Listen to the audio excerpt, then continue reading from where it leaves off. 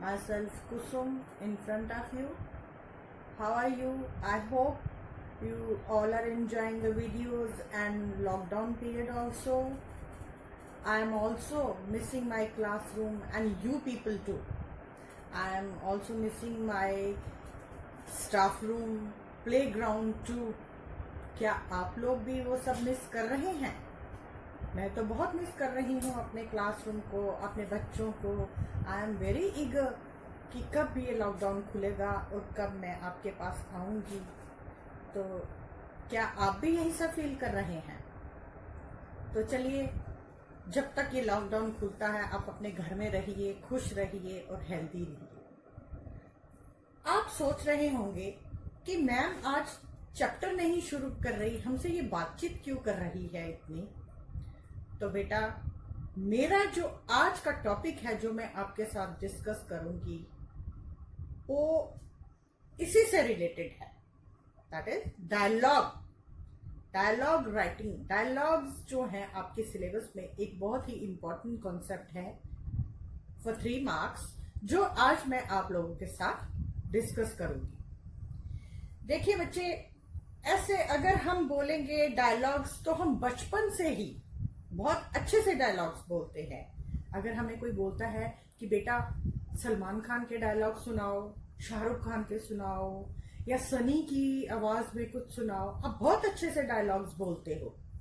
लेकिन जब उन्हीं डायलॉग्स को कॉपी में लिखने की बारी आती है तो थोड़ा सा कंफ्यूजन हो जाती है।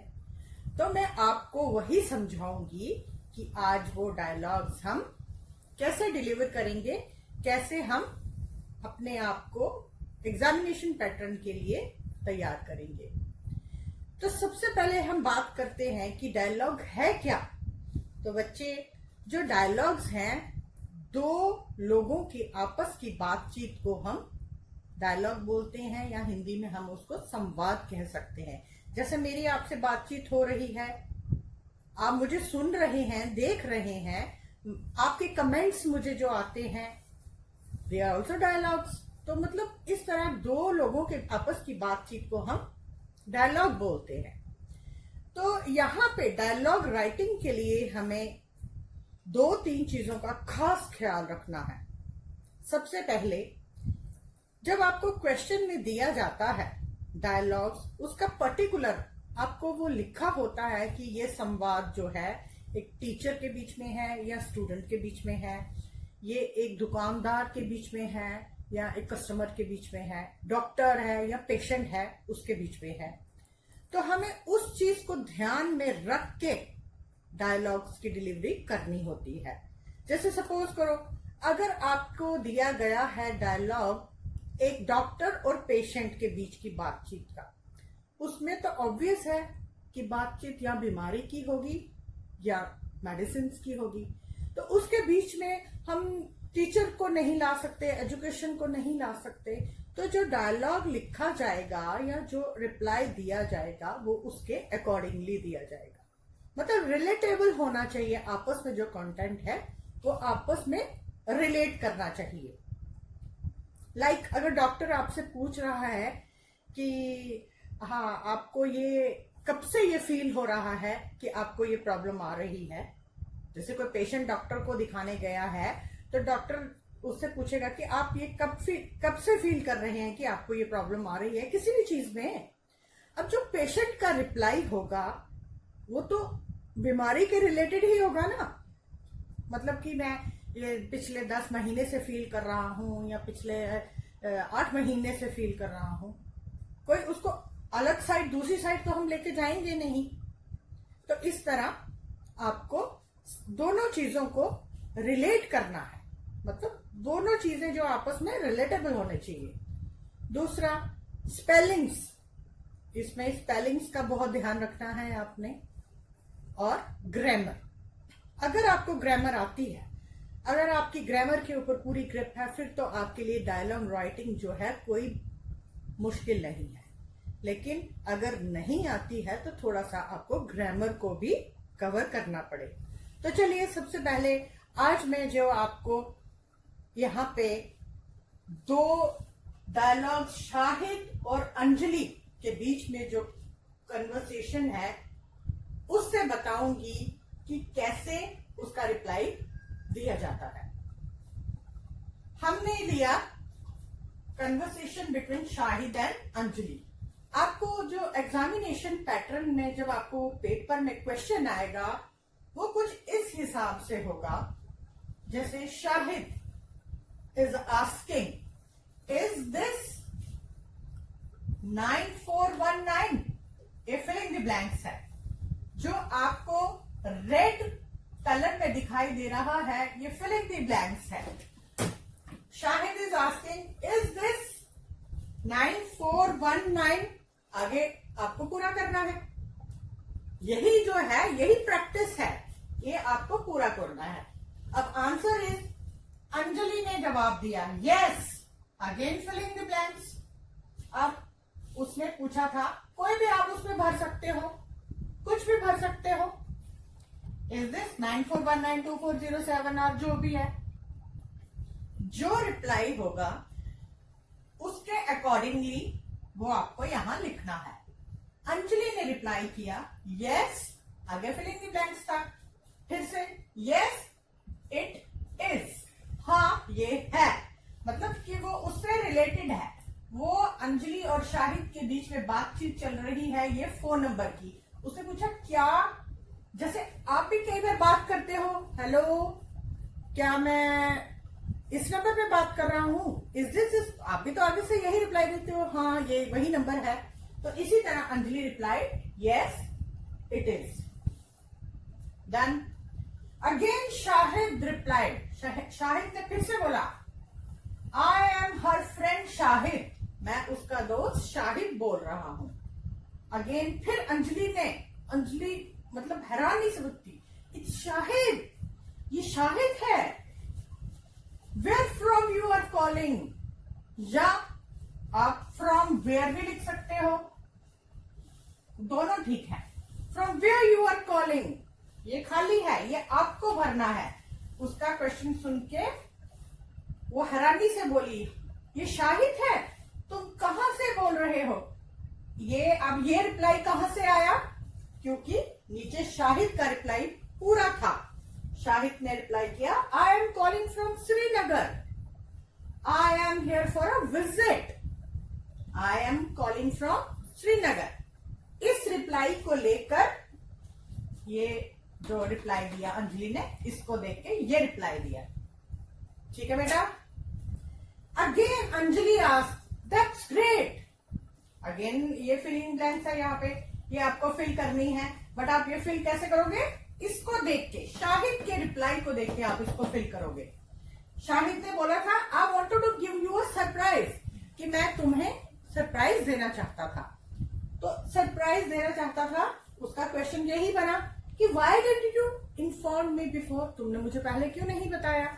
तो उसी का जवाब शाहिद ने दिया कि I wanted to give you a surprise. Done. Again फिर उसके बाद अंजलि ने क्या बोला, stay there, I am coming, filling the blanks, कि रुको मैं अभी थोड़ी देर में आती हूं। तो यहां पे आप लिखोगे शॉर्टली, मैं अभी आती हूं, कुछ भी लिख सकते हो, but according to the sentences. ये दोनों जो है आपस में रिलेट करने चाहिए, क्वेश्चन आंसर। अगेन उसका जवाब दिया शाहिद ने, okay how much time it will take, कितना टाइम लेगा मतलब तुमको यहां आने में। Then Anjali replied it will take just 10 minutes. ये जो 10 मिनट्स है ये फिलिंग द ब्लैंक्स है यहाँ पे। Anjali replied it will take just 10 minutes. That's all. ये सिंपल सी दोनों के बीच में बातचीत है, और ये मतलब इसके अकॉर्डिंगली आपको रिप्लाई करना है। तो आपने ये इसी तरह ये डायलॉग्स है, और ये बेटा आपके 3 मार्क्स के हैं।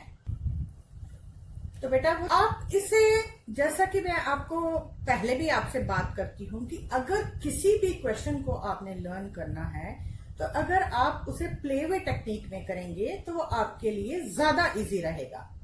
तो अगर आप इस डायलॉग राइटिंग को प्लेवे टेक्निक से करना चाहेंगे तो मैं एक आपको बहुत छोटा सा एग्जाम्पल देती हूं।